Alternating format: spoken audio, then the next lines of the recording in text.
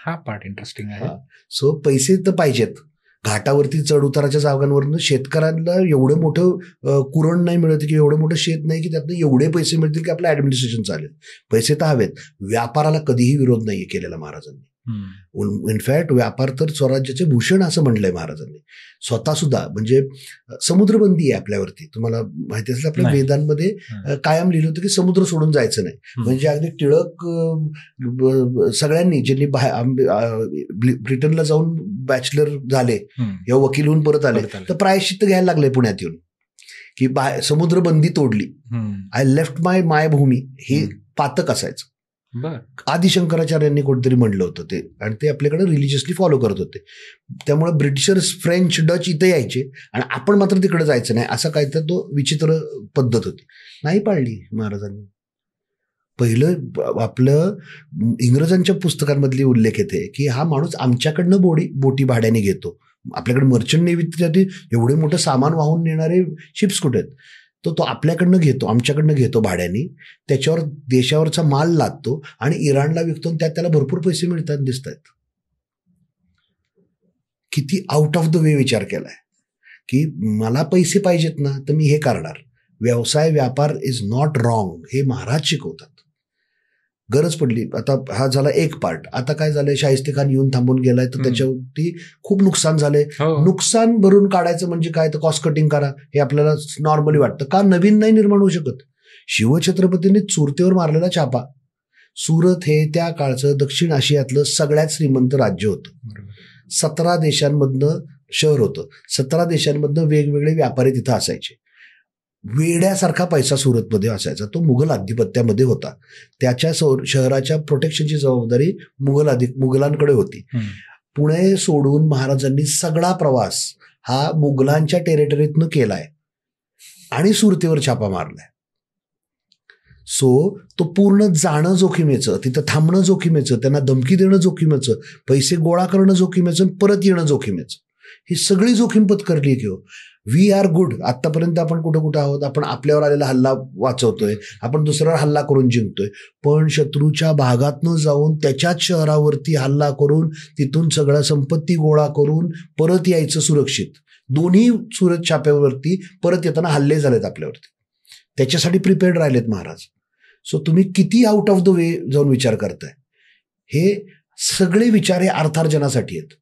जिथं जिथं शिवछत्रपतींनी हल्ला केला आणि रिट्रीट केली तिथं तो हल्ला फक्त अर्थकारणासाठी होता. सुरत, जालना, बुऱ्हाणपूर जिथं जिथं महाराज छापा मारून परत आले तिथं फक्त पैशांसाठी छापे मारले. सो ते पैशांना कमी लेखत नव्हते. He was practical enough to understand की अर्थकारणाशिवाय दुसरं काही पैशांचा आव आणता येत नाही. फार गरजेचं आहे मराठी उद्योजकांनी हे समजून घेणं. याच मुद्द्याला धरून पुन्हा एकदा द मावळाला फंडिंग आणि ह्या सर्व गोष्टी जेव्हा आपण एवढ्या सर्व कल्पना आपल्या डोक्यामध्ये होत्या आणि मग आता पैशाचा आव आणता येत नाही तेव्हा 3 लोक एका टेबलवर जेव्हा बसलेत आणि आपल्याला फार मोठा गड जिंकायचा आहे. सो तेव्हा फंड रेझिंगचे प्रश्न कसे आले आणि कशा प्रकारे तो प्रवास झाला. प्रॉबेबली या कॅमेरा सेटअपमध्ये माझ्यावरती किती वेळा हे दिसलंय मला माहित नाही, पण मी कुठंच मान खाली घातली नव्हती आत्तापर्यंत. शिवछत्रपतींबद्दल बोलतोय तर कणात आठवतो, मान आठवते, एक वेगळंच उर्मी येते. पण या पर्टिक्युलर विषयावरती मात्र माझ्याकडनं मान माझी पहिल्यांदा खाली गेली. कारण की तिथं मिझरेबल आहोत. एक तर अननोन टेरेनमध्ये प्रवास करताना ना गुड मनी बॅड मनी असे प्रकार असतात की तुमचं एंटरप्राइज एका विशिष्ट उंचीला गेलं की पीपल आर देअर. म्हणजे बिल्डर्स येत नाहीत का पैसे घेऊन की पैसे घ्या म्हणून. पण कोणते पैसे चांगले ते घेतले ते पैसे परत देण्याची पण परत मिळवण्याची पण हातोट्या लोकांच्या वेगवेगळ्या असतात. वी नीड प्रॉपर इन्व्हेस्टर जो या विजनवर विश्वास ठेवेल. आमचे वेगवेगळे जे प्रकल्प आहेत, बावळा इन स्कूल आहे किंवा आम्ही वर्कशॉप्स तयार करतोय, डिजिटल वर्कशॉप. आपला एक ऍक्टिव्हिटी आहे रणांगण नावाची. सो आम्ही फक्त खेळ नाहीत, आम्ही एका 3D ॲनिमेशन सिरीजवर काम करतोय, खूप एक बालनाट्यावर काम करतोय. सो अशा अनेक स्टार्टामध्ये आमचं काम सुरू आहे. ह्या सगळ्याला एकत्र घेऊन ह्या सगळ्याचं 5 वर्षात काय होऊ शकतं ह्याचं विजन असलेला इन्व्हेस्टर आपल्याला हवा. आम्हाला इक्विटी डायल्यूट करणं अडचण नाही आहे आमची. अडचण आमची ही आहे की कुणाकडनं घ्यावा हा मोठा प्रश्न आहे. आणि योग्य माणसांकडून घ्यावा, त्यासाठी आम्ही थोडेसे जो व्हॅल्यू ऍड करू शकेल. बरोबर. मी टाकतो, मला इतके दिवसात इतके पाहिजे, नाही दिलं तर बघ, मला माहिती तू कुठं राहतो, असे पैसे नको देऊ. पण अर्थ निर्मिती करण्यामध्ये अजून महाराजांची तेवढी कृपा नाही झालेली आमच्यावर जेवढी व्हायला हवी होती. पण महाराजांना पण स्वतःला पण जेवढा वेळ लागला, प्रॉबेबली लागेल आम्हाला सुद्धा त्या. बर. या मुद्द्याला धरून मी एक दुसरा प्रश्न विचारतो की शार्क टँक हा एक याबद्दल मला ना खरंच जाणून घ्यायचं होतं की चला आता आपण जाऊयात आणि रेज करू. पण खूप सुंदर हे आहे शार्क टँकचं. बेसिकली फार कमी लोकांना माहिती असेल, तो ग्रँड शो आहे. त्या शोसाठी खूप जण अप्लाय करतात. सो त्यांचे ज्यावेळी ओपन होतं त्यावेळी प्रोसिजर मागची अशी असते की तुम्ही अप्लाय करायचं असतं. अप्लाय करताना शेवटी तुम्ही 3 मिनिटाची क्लिप रेकॉर्ड करून द्यायची असते. सो त्या रेकॉर्डिंगमध्ये तुम्हाला 3 मिनिटात you have to speak your heart out. त्यांना 50-60 हजार ॲप्लिकेशन जातात. त्यांची टीम्स असतात ज्या त्या ॲप्लिकेशन शॉर्ट करतात आणि त्यातनं तुमचं सिलेक्शन व्हायला लागतं. मग तुम्ही तिथं ते तुम्हाला बोलवतात फिजिकली पिच करायला. तुम्हाला तिथं प्रोडक्ट पिच करायला लागतं, सगळ्या फाउंडर्सना एकत्र येऊन ते पिच पाठ करून त्यांना सांगायला, तिथं डिलिव्हर करायला लागतं. मग तिथे जजेस असतात त्यांचे, शार्क टँकचे. अजून इन्व्हेस्टर वगैरे नाहीत, ते जे शार्क्स नाही अजून शार्क टँकचेच लोक, कंपनीचेच लोक ती विचारतात प्रश्न. ते पास झाल्यानंतर ते म्हणतात की जा घरी, आम्ही सांगतो काय होणार असेल तर. मग तुम्हाला फोन येतो की विशिष्ट कालावधीत फ्री आहात का. त्यात तुम्ही फ्री असाल तर ते तुम्हाला ट्रेन करतात आणि then you get spot in front of camera. मग तुम्ही ऑन एअर टीव्हीवर जाता. ही प्रोसेस आहे. आम्ही अप्लाय केलं, आम्हाला बोलवणं आलं, 50,000 मध्ये सिलेक्ट झालो, पिच केलं. पिचचं यश कशात आहे तसं म्हणायला लागेल की ज्यावेळी आम्ही एक्सप्लेन केलं त्यावेळी एक जज उठलं, झाल्यानंतर म्हटले कुणाला सांगू नको, पण मला लगेच हवा आहे. तो बोर्ड गेम लगेच आम्ही नेलेले बोर्ड गेम त्यांनी विकत घेतले, which was against their policy. जजला असं करणं बरोबर नाही, साहजिक आहे, पण they could not stop their self from buying it. इतकं त्यांना ते इम्प्रेस्ड होते.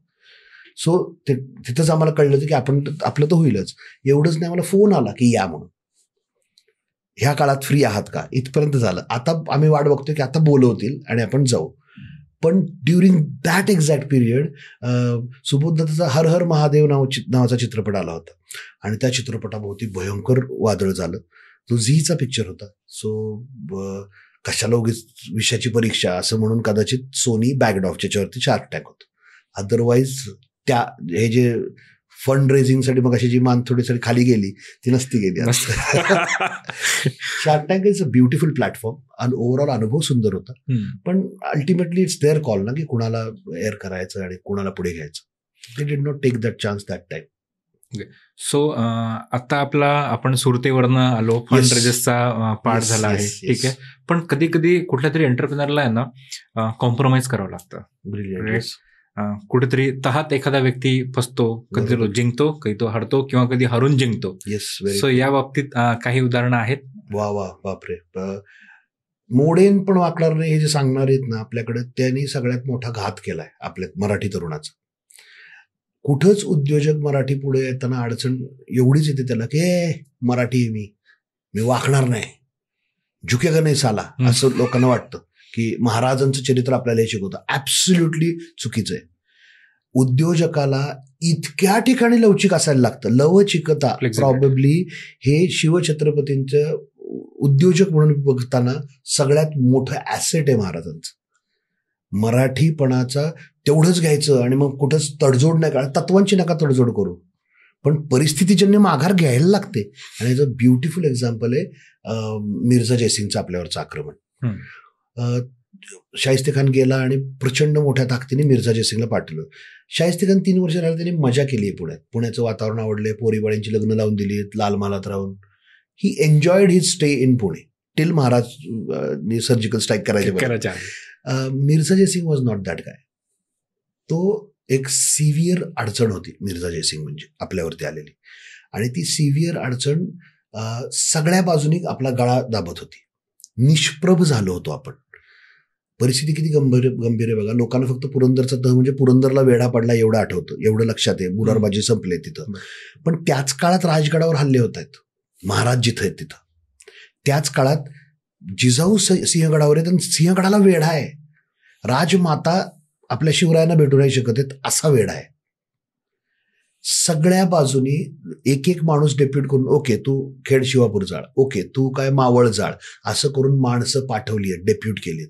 तो गप्प बसलेला नाहीये एक दिवस सुद्धा. हा, त्याला 12-15 दिवस पुण्यावरून पुरंदरला जायला लागले ते वेगळं, त्याचा आकार तेवढा होता. पण हॅवॉक ज्याला म्हणतात ना, सगळीकडे त्रास, आणि आपण नव्हतो जिंकत. ह्याच्याही पुढचं आपण चर्चेसाठी उघडलेली सगळे दरवाजे मिर्झा जयसिंगने बंद केले होते. मला बोलायचंच नाही तुझ्याशी, तुला संपवणारच. हाच हट्ट आहे. शिवछत्रपती स्वतः, होल्ड युअर ब्रेथ ज्यावेळी मी म्हणतोय, ते किती मोठी रिस्क आहे समजून घ्या. स्वतः डायरेक्ट भेटायला गेलेत. मी येतोय, मला समोर बसू देत, मग बोलू. काय कापायचंय ना, संपवायचं ना मला, हे घ्या मी आलो, हा बोला, संपवा. If that's what it takes. ही रिस्क फतेखाना पुढे नाही घेतली, ही रिस्क बाकी कोणापुढे नाही घेतली. अफजलाच्या वेळी पण व्यवस्थित तयारी करून गेली. मिर्झा जयसिंगला ओळखलाय की तो आपला एकदेशी आहे, एकतर भारतीय माणूस आहे, भारतीय वंशाचा आहे. समोर जाऊन बसलं तर तो मारणार बिरणार नाही. हा बोला बाबा काय, असं तर करेल. मग चर्चा करू, मग आपलं व्यक्तिमत्व, मग आपलं आपण कोण आहोत, आपला उद्देश काय, हे थोडा प्रभाव पडेल, मग तहाला तयार करू. असं केलंय. सो आणि तो तह केलाय. त्यात सुद्धा मिर्झा जयसिंग हा मुरलेला राजकारणी आहे. तो त्याची बाजू, जी मुघलांची बाजू आहे, ती प्रामाणिकपणे करतोय. जितक्या शक्य आहे तेवढ्या अपमानकारक अटीला घातल्यात मिर्झा जयसिंगने. संभाजीराजांनी मुघलांकडनं काम करायचं, गरज हाक मारली की शिवरायांनी 10,000 सैन्य घेऊन मुघलांकडनं लढायचं. जिंकलेले तोपर्यंत जे जिंकलोय आपण, त्यातलं 80% महाराजांनी कापून दिलंय. 34 आणि 35 वर्षात तुम्ही कमवलेलं सगळं उद्या त्यातलं 80% कापून गेलं असं वाटलं कुठल्याही उद्योजकाला, जर 80%चा लॉस झाला तर man will shut the door आणि start working for someone else. खूप सोपं आहे ना. महाराजांनी स्वतः तर कधी मनसबदारी स्वीकारलीच नाही, पण 80% देऊ केलंय, देऊन टाकलं, कापून टाकलेत दुर्ग. आपला सुभा गेलाय, आपण देणं लागतो. आता दरवर्षी आपण विशिष्ट रक्कम त्याला द्यायची औरंगजेबाला. मुघलांकडनं लढलेत महाराज. आदिलशाही विरुद्ध मिर्झा जयसिंग, दिलेर खान हे आणि शिवराय हे मुघलांच्या बाजूने लढतात.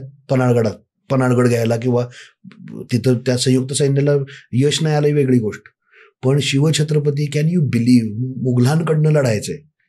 ज्या तत्वाने इतक्या दिवस चाललो ते सगळं तात्पुरतं बाजूला ठेवून, किती मोठा दगड असेल छातीवर माणसाच्या, ते केलंय. पण परिस्थितीजन्य माघार जर पुनरुत्थानासाठी असेल तर इट्स ओके. महाराज आग्र्याहून परत आल्यानंतर 5-6 वर्ष शांत बसलेत, आणि त्यानंतर 1.5 ते 3 वर्षात जेवढं गमवलं होतं ना, त्याच्या तिप्पट गोष्टी स्वराज्यात परत आणल्यात. सो तुम्ही माघार घेताय ना, तर तुम्ही परत उभा राहण्यासाठी घ्या. पण माघार घेणं हे चूक नाही, गैर नाही.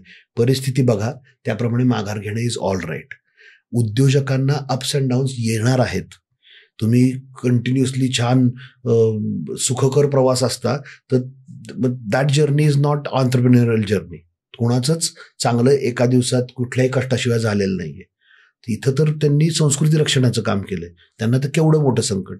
सो त्या सगळ्यांवरती मात करताना प्रसंगी माघार घेण्यासाठी हा उदाहरण परफेक्ट आहे. तरुणांनी, उद्योजकांनी याकडे बघायला पाहिजे. Enterprise might get a setback which तुम्हाला वाटेल की संपलंय, तुमच्या व्यतिरिक्त बरोबरच्या सगळ्यांना वाटेल. तुम्ही तो विश्वास नाही गमावला पाहिजे.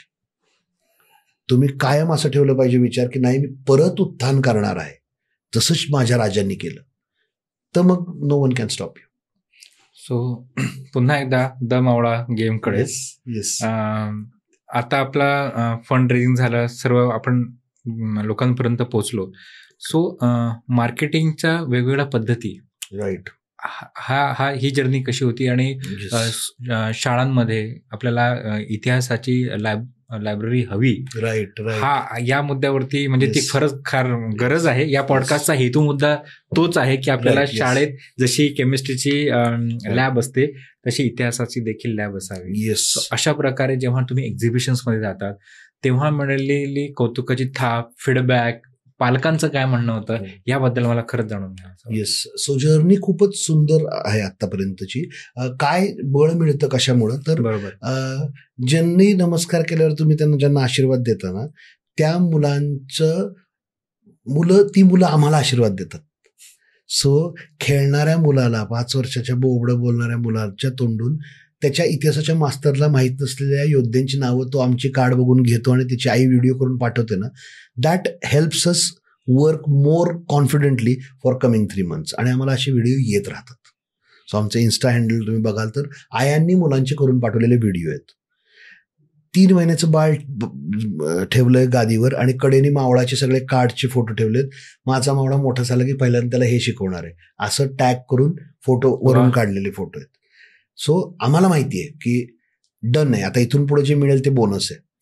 4 माणसं जरी बदलली, 4 माणसांना जरी अशी माध्यमातनं प्रेरणा मिळाली आणि त्यांचं बदललं तर दॅट्स इट, डन आहे आमच्यासाठी. शाळांमध्ये आम्ही ना, शाळांसाठी, कारण की आमचं ऑडियन्सच मुलं आहेत. कारण की मोठी माणसांना फार अवघड आहे समजवणं. आता एक झालं तर लहान मुलं इज गुड. आता मुलांना जो इतिहास शिकवला जातो तो एनिवेज बोगस आहे, म्हणजे तो त्याला काही अर्थ नाही. SST म्हणतात, इतिहास नाही म्हणत आजकाल, मला काल परवाच कळले. सोशल स्टडीज, ठीक आहे, हरकत नाही. तर शाळांसाठी आम्ही मावळा इन स्कूल्स नावाचं एक पंचसूत्री वेगळी आणलेली आहे. त्याचा व्यवस्थित अभ्यास झालेला आहे. म्हणजे मंत्रालयांमध्ये, जुन्या गव्हर्नमेंटसाठी आम्ही मंत्रालयांमध्ये वगैरे पण गेलो होतो. अटल टिंकरिंग लॅबच्या पॅरलली इतिहास मुलांना शाळेत शिकवण्यासाठी काय करता येईल प्रेरणादायी पद्धतीने, ह्याचा ती पंचसूत्री आहे. मग त्यात आम्ही 500हून जास्त ॲनिमेशन्सनी वॉर स्ट्रॅटेजीज, स्वराज्य लढा कसा झाला, कोण योद्धे होते हे सांगणारे एक वर्कशॉप्स डिझाईन करतो आहोत. पुण्यात एक शाळा आहे SSRVM, श्री श्री रविशंकर स्कूल, भुगाव. तर त्यांच्या भिंतीवरती किंवा तुमची हुजूर बागेत सुद्धा भिंतीवरती स्वराज्य योद्ध्यांची चित्र आहेत. आता ना, आपल्याला नाजूक मुलांच्या वयामध्ये त्यांना कोणती गोष्ट बिंबवते लक्षात येत नाही. का उलटा लटकणारा, हातात मनगडातनं जळमड सोडणारा स्पायडरमॅन मुलांना आवडतो. त्याच्यावर पिक्चर बनतात, डब्यावर तो असतो, T-shirt त्याचा असतो, मग तो स्पायडरमॅन आवडायला लागतो. मग जर भिंतीवर हंबीरराव मोहित्यांचं चित्र असेल, आणि माझ्या शाळेपासून हंबीरराव मोहिते कुठं, हंबीरराव मोहित्यांचं गाव कुठलं, आणि मला हंबीररावांसारखं सेल्फलेस कसं बनायचंय असं लिहिलेला शाळेची युनिफॉर्म घातलेलं कार्टून कॅरेक्टर मुलाचं, हंबीररावांची माहिती, आणि ते मोठं असं म्युरल सारखं चित्र भिंतीवर लागलेलं असेल, तर येणारा जाणाऱ्या मुलांना ते आवडायला लागणार आहेत. ही माध्यमं आहेत, या माध्यमातूनच तुम्ही बिंबवू शकता. तुम्ही म्हण हंबीरराव कर स्पेलिंग पार्ट, HUM नाही होणार हो, हे मारून मुटकून नाही करू शकत तुम्ही. या मुलांवरती या माध्यमातून जर पोचलं तर त्याला अर्थ आहे. सो आम्ही ती पंचसूत्री बनवली आहे. शाळांमध्ये रणांगण नावाचा एक खूप सुंदर कॉन्सेप्ट आहे की ज्याच्यामध्ये आपला बोर्ड गेम जिवंत होतो. बोर्ड गेमवरती 100 घरं आहेत, महाराजांचा मावळा बनून प्रवास करता, प्रत्येक घर महाराजांच्या आयुष्यातली घटना आहे. रणांगणमध्ये आम्ही 30 निवडक घरं जमिनीवर शाळेच्या ग्राउंडवर मांडतो. त्याच्या प्रत्येक मोठं घर असतं 2 फूट बाय 3 फूटचं, आणि तुम्ही त्याच्यावरती मावळा बनवून, पगडी घालून, कॉस्ट्युम घालून, ट्रेमध्ये फासे टाकून बटालियन्स ट्रॅव्हल करतात. मग त्यांना तिथल्या गोष्टी सांगितल्या जातात, त्याचं ॲनिमेशन दाखवलं जातं. अशा उपक्रमातून जो इतिहास कळेल ना, तो तुम्ही पैसे द्या, सर्जरी करा, काय करायचं ते करा, ते विसरू नाही शकणार आहेत. आणि चरित्र इतकं प्रेरणादायी आहे महाराजांचं. सो जे मुदलातला जो माल आहे आपला, तो इतका चोख आहे, म्हणजे त्याच्यासारखं उगीच नाही ते नाही शिकवायची गरज आपल्याला. तसंच इतकं भयंकर जाज्वल्यन भन्नाट इथे. We are not Singapore, we have beautiful glorious history. कमाल लोक आहेत. 38 स्वराज्य योद्धे, 40, आम्ही 60 योद्ध्यांना चेहरे दिलेत. प्रत्येकाच्या चरित्रावर एक पिक्चर बनेल, एवढं मोठं कर्तृत्व आहे लोकांची. सो हे फक्त दाखवायची माध्यमं चांगली असतील ना तर आपली पोरं भन्नाट होणार आहेत. सो आपल्या ह्या पूर्ण जर्नीमध्ये कुठेतरी रायगड, दुर्ग याबद्दल मला जाणून घ्यायचं आहे. ऑन्ट्रप्रिनरियल जर्नीमध्ये तुम्ही हेरून ठेवायचं असतं. शिवछत्रपतींनी 26व्या वर्षी रायरी घेतलाय हातात.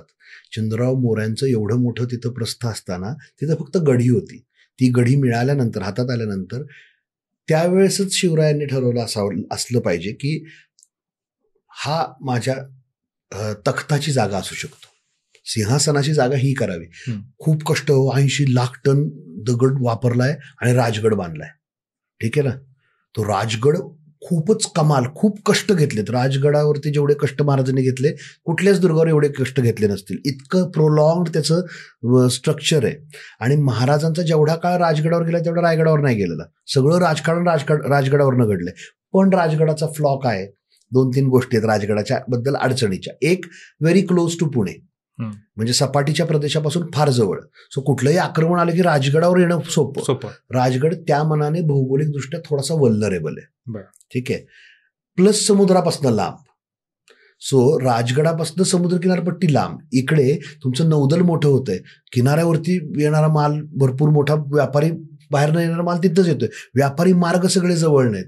अशा वेळी इट इज बेटर की कोकणात प्रचंड अवघड कडा म्हणून रायगड निवडलाय. सो ऑन्ट्रप्रेनरनी आपलं पॉवर सेंटर कुठलं असलं पाहिजे, आपल्या कोणत्या ठिकाणी माझं वेअरहाऊस असून चालणार आहे, पण माझं ऑफिस कुठल्या भागात असलं पाहिजे, त्याचं आज नाही होऊ शकत माझं, पण माझं कधी तिथे मोठं होऊ शकेल ह्याचा विचार करणं हे फार गरजेचं. हे शिवछत्रपती शिकवतात.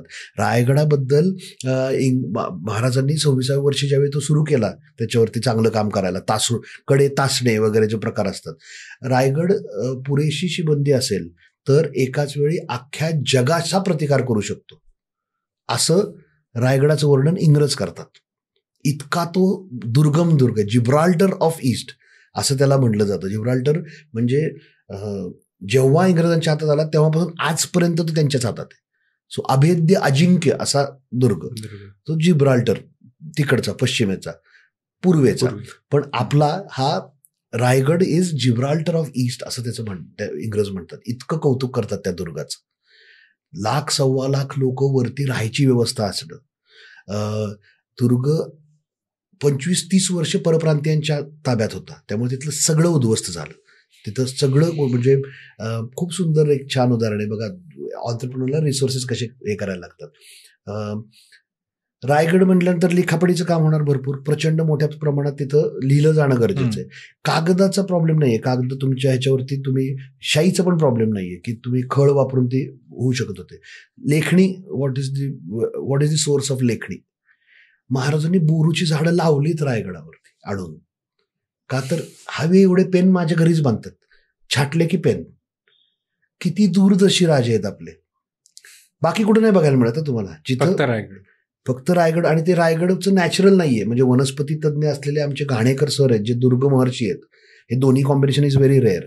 त्यांच्याशी आम्ही चर्चा करताना त्यांनी सांगितलेली गोष्ट आहे की अशा प्रकारची वनस्पती नॅचरली तिथे येत नाही. अजूनही रायगडावर बोरूचे आहेत, का तर ते आता टाकलेले त्याची बिया आल्या, त्याच्या पुढं आलं, पण ते बनवण्याचं कष्ट घ्यायचे किंवा विजन ठेवायचं हे असे आपले शिवराय आहेत. आणि असा आपला दुर्गेश्वर रायगड.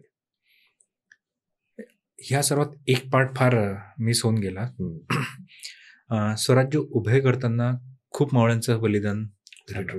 ठीक आहे, त्याबाबत महाराजांना नक्कीच एक अतिव दुःख होत असेल. बरोबर. येस, हे मी कोरिलेट करतो की एखाद्या एंटरप्रेनरला त्याच्यासोबत को फाउंडिंग मेंबर असलेला एक व्यक्ती आहे, राईट, आणि तो कुठेतरी नंतर एका काळानंतर सोडून जातो. बरोबर. ह्या दोन घटना कशा कोरिलेट आपण करू शकतो? याच्यात खूप ब्रिलियंट आहे ना. आपण दोन टाईपचं सोडून जाणं आहे.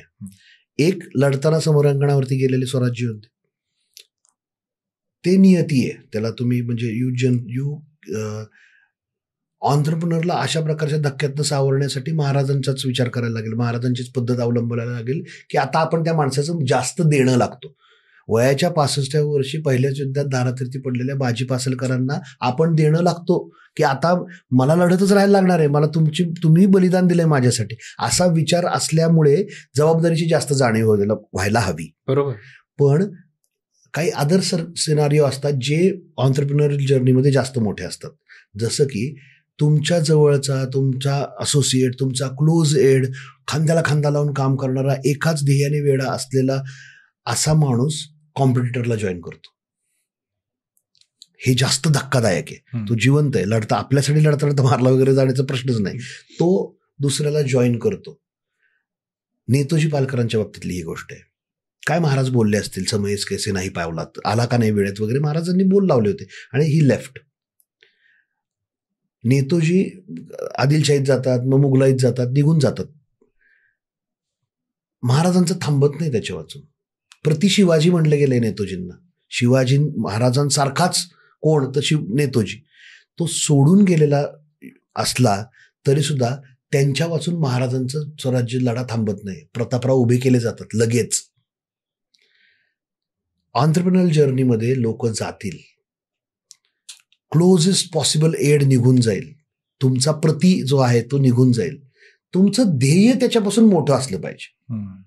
हे फार मोठा टेकअवे आहे, फार मोठी गरज आहे उद्योजकांनी ही गोष्ट ऍब्सॉर्ब करण्याची. बेटर ऑपॉर्च्युनिटी मिळाली की तुमचा बेस्ट पॉसिबल ऍसेट जाणार आहे. Show must go on. आणि तुमची क्षमता नाही हो, त्याची जबाबदारी वाढली, त्याला 2 BHK घ्यायचं आहे ना. तुमची ऐपत नाही की त्याचा EMI भरू शकाल, तुम्ही लहान आहात अजून. तिथं तो जाण्याने तुमचं थांबलं नाही पाहिजे. तुमच्या संस्थेमध्ये कोणीही इररिप्लेसेबल नसलं पाहिजे.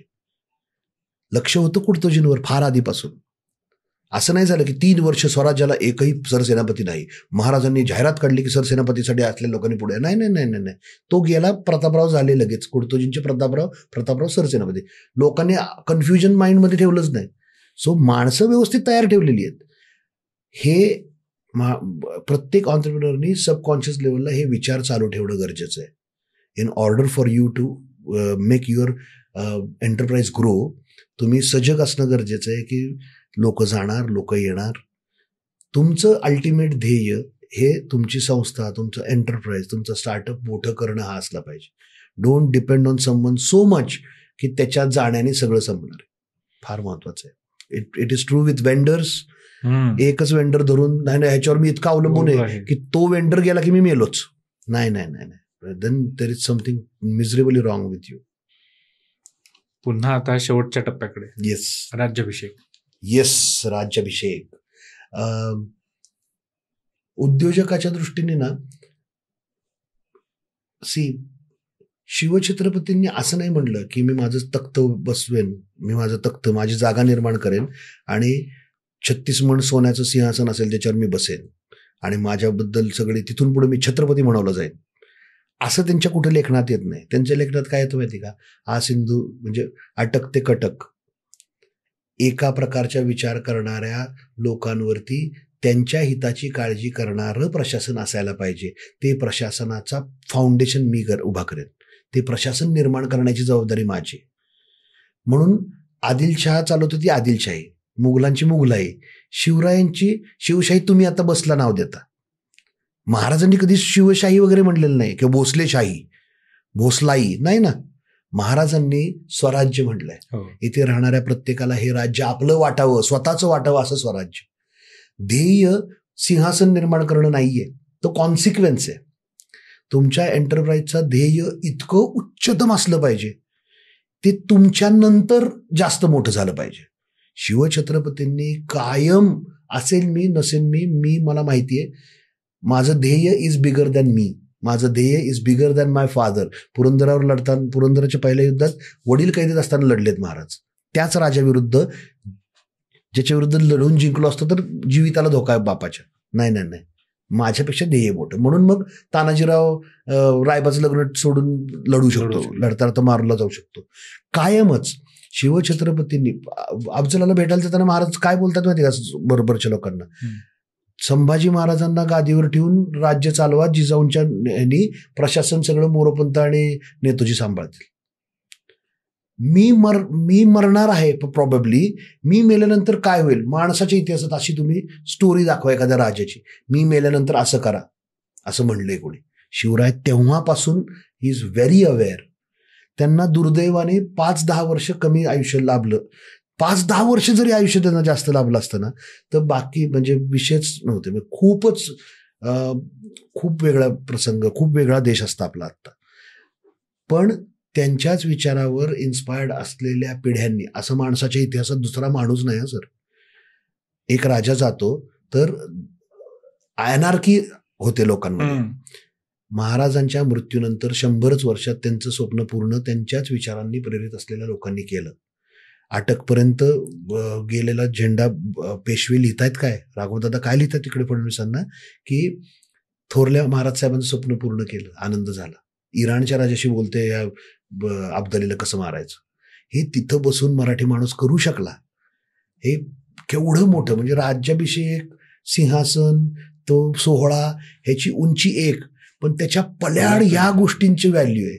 तुम्ही एंटरप्रेन्युअर म्हणून तुम्हाला काय युनिकॉर्न करायची आहे, एम माझे 12 देशांमध्ये माझं ऑफिस असलं पाहिजे, हे सुद्धा I would like to believe की छोटी ध्येय आहेत. What difference are you causing? तुम्ही कोणतं रिव्होल्युशन आणताय ह्या विचारांनीच प्रेरित असलं पाहिजे, जेणेकरून तुमचा मुलगा, मुलाचा मुलगा, मुलाचा मुलगा, कोण पिढ्यामध्ये एक असा येईल की ज्याला एका मोठ्या साम्राज्यावरती असता येईल, ज्या साम्राज्यांनी, क्षेत्रफळाने साम्राज्य नाही म्हणते मी, विचारांनी किंवा बदलाच्या दृष्टीने साम्राज्य असेल तुमचं. सो उद्योजकांनी एवढं मोठं विजन ठेवणं गरजेचं आहे. आणि आता शेवटच्या टप्प्यात द मावळा करता, येस, आमचा उद्देश काय आहे? जसं आपण उदाहरण घेतलं, द डिझनीचा एक खूप मोठा स्टुडिओ आहे. येस येस बरोबर. सर्व कार्टून जे आपण बघितलेले आहेत सर्व आहे. असं वाटतं कधी अनिरुद्ध, महाराष्ट्रात पर्टिक्युलरली पुण्यामध्ये असं भव्य असं संग्रहालय असावं फक्त आणि फक्त महाराजांकरता, आणि त्याकरता मावळा किती प्रिपेअर आहे, किंवा तशी एखादी संधी आली होती? संधी म्हणजे आता शिवसृष्टी जी आत्ता आहे पुण्यामध्ये, तिथं आपण बऱ्यापैकी प्रयत्न करतोय आपल्या परीने कॉन्ट्रीब्यूट करण्याचा. सगळ्यात बेस्ट काय माहिती आहे का, बिकॉज आमचं कंपनीच इन्फोटेनमेंट आहे.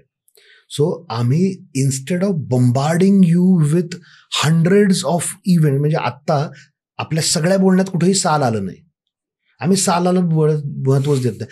का तो आकडा पाठ करायचा? 1630ला जन्म झाला का 1627ला? ह्याच्यावरनं भांडणारी मोठी माणसं आम्ही खूप बघितली. होऊन गेले महत्वाचं आहे का नाही? सो आम्ही सालाना, सणावळ्यांना भयंकर मी तिरस्कारच करतो. या तारखेला महाराज इथे होते, नाही करायचं. काय करायचं? ह्या माहितीचं करायचं काय? Google can give you that information.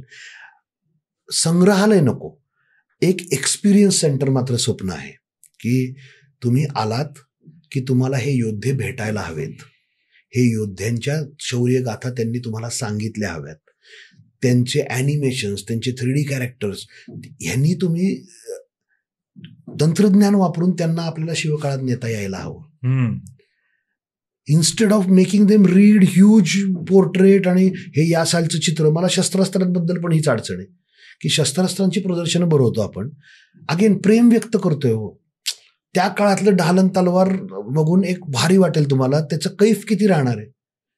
ती वापरलेली माणसं कोणत्या छातीने लढली आहेत हे जर लोकांपर्यंत दाखवता आलं. तुम्ही विचार करा की बाजी बांधलांना घेऊन खिंड लढवतायत and you are one of those. Okay, मेला तर मरू पण शकता तुम्ही, game over, game over, digital game over.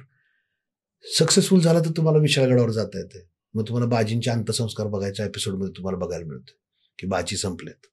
Maharaj राजगडावरनं विशाळगडावरून राजगडाच्या प्रवासात तुम्ही आहात, रस्त्यात तुम्हाला बांधलांना आणि बाजींच्या कुटुंबाला भेटता येते. इमॅजिन करा, असा इमर्सिव्ह एक्सपिरियन्स आपण जर देऊ शकलो. ह्याची सगळी आयुधं आमच्याकडे आहेत. बरं, पण जो विटॅमिन एम नावाचा जो प्रकार तो अतिशयच हळूहळू होतो, पण होईल, मला विश्वास आहे. म्हणजे मी जसं आता महाराजांचा भक्त आहे, महाराजमय आहे मी, तर माझी पण ध्येय कशी असतील, माझा जो आयडॉल आहे त्याची जशी ध्येय होती तशीच माझी पण ध्येय बनणार असणार आहे. मला हे आणि फक्त पुण्यात नको आहे, मला हे जगभर हवं आहे. असे एक्सपिरियन्स सेंटर्स जगभर असायला हवे, जे ॲक्च्युली आपल्या राष्ट्राला सॉफ्ट पॉवर का म्हणतात हे एस्टॅब्लिश करतील. मला मावळा थ्रू अजून एक महत्त्वाची गोष्ट साधायची, ती म्हणजे मला ठाम विश्वास आहे की आपला इतिहास प्रेरणादायी पद्धतीने शिकवला ना तर आपल्या देशातनं ब्रेन ड्रेन थांबेल. बरोबर. आज आपण सावरकरांनी देहत्याग केला त्या दिवशी बसलो आहोत. सावरकरांचं वाक्य आहे, बरोबर, सावरकरांचं वाक्य आहे, देहाकडून देवाकडे जाताना मध्ये देश लागतो आणि त्या देशाचा आपण देणं लागतो. बरोबर.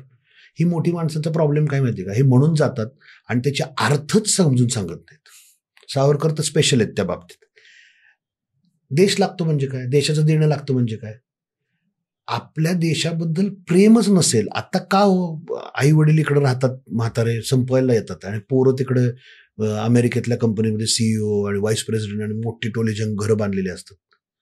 त्यांना परत येऊ वाटत नाही, कारण की आपण आपल्या देशाबद्दल प्रेम निर्माण करण्याची व्यवस्थाच बनवून टाकली. जो विषय प्रेम निर्माण करू शकतो तो सगळ्यात विलन आहे. त्या विषयामध्ये अकबर द ग्रेट शिकवलं जातं. आपणच त्या विषयाची रंजकतेचा गळा घोटलाय. मला विश्वास आहे की आपण जर मावळासारख्या माध्यमांमधून मुलांमध्ये हे जर जितकं पॉप्युलर होईल तितकं देश सोडून बाहेर जाण्याची इच्छा मरून जाईल. जे करायचंय ते मला माझ्या भारत मातेसाठी करायचंय. का तर इथं माझ्या राजांनी या मातेसाठी गोष्टी केल्या. माझा उद्देश, मावळाचा आमच्या टीमचा उद्देश आहे की ब्रेन ड्रेन थांबला पाहिजे. आणि एवढं पॉवरफुल मावळाची माध्यमं नसतील पण आपला इतिहास निश्चितच आहे. नक्की. सो आता आपण समारोपाकडे आलो. येस. सो हा प्रवास खूप रंजक होता. आय थिंक 2-2.5 तास आपण ह्या प्रवासात मावळा, नंतर छत्रपती शिवाजी महाराज आणि हे एंटरप्रेन्युअरल जर्नी हा फार सुंदर असा प्रवास होता. आणि तो नक्कीच वल्ली माणूसच्या ज्या श्रोते आहेत यांना नक्की आवडेल. ऍक्च्युली तो ऐकायला आवडेल असं म्हणेल मी. आणि धन्यवाद अनिरुद्ध ह्या सर्व गोष्टींसाठी. खरंच खूप खूप आभार वल्ली माणसाकडनं. कमाल मजा आली मला सुद्धा. खूप खूप गोष्टी. आणि ना हे ठरलेलं नसलं बोललं की ती वेगळंच काहीतरी होऊन जातं. आणि हे चरित्र एवढं मोठं आहे की अजून सुद्धा किती मिस आउट झाल्या अशा गोष्टी वाटते. पण खूप अजून जान आहे तो जहान. पुन्हा एकदा आपण नक्की भेटतच राहू. नक्कीच वल्ली माणूस या पॉडकास्टला मागच्या एपिसोडला भरभरून प्रतिसाद मिळाला. हाही पॉडकास्ट तसाच लोकांपर्यंत जाऊ. मला डीएम्स आलेत, कॉल्स येऊ देत. आणि पुन्हा याची आपण दुसरी एक भाग काढूयात.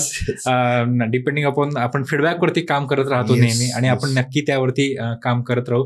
सो धन्यवाद. खूप खूप आभार आहे. Thank you so much.